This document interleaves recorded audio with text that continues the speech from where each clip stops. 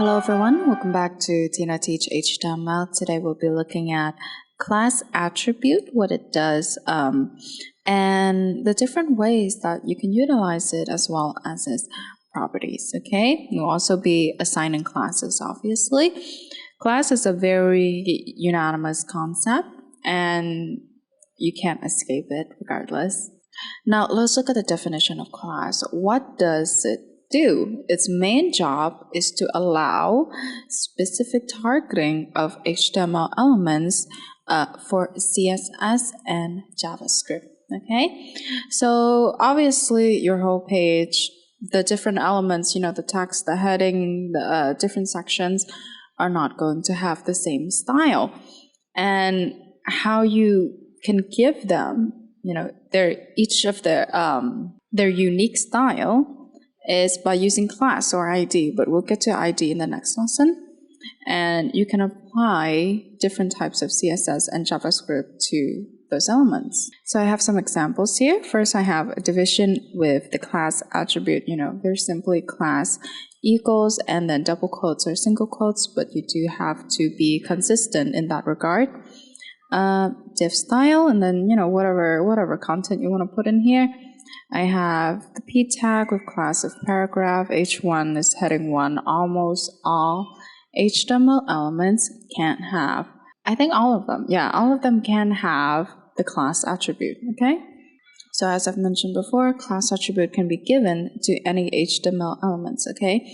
And they are, in fact, case sensitive, and so is ID. So style is different from style. Now let's take a little bit of a look with CSS. I'm going to use internal CSS. First off, with class, you can denote it using the dot, this little dot over here, and then preceded by the name, first class style. You have background color, tomato, text align, center, whatever. So whichever HTML elements has the class of first class style will inherit all of these CSS traits. Next up, let's talk about multiple classes. Now, one element can have multiple classes, and you can separate these two classes with a little space, okay? Now, the p tag has the node class, so whatever CSS is with a node, it will have that. The same with warning, so you would have warning node. Last but not least, let's talk about sharing classes. Class is not very picky. It's a very chill attribute. So multiple elements of the same type can have the same class. You can duplicate the class and, you can juggle them here and there. Just whichever one you want to inherit the CSS or JavaScript that's attached to that class. You could just think of having a set of CSS or JavaScript, and you give that set special identification so that you can apply it to multiple elements.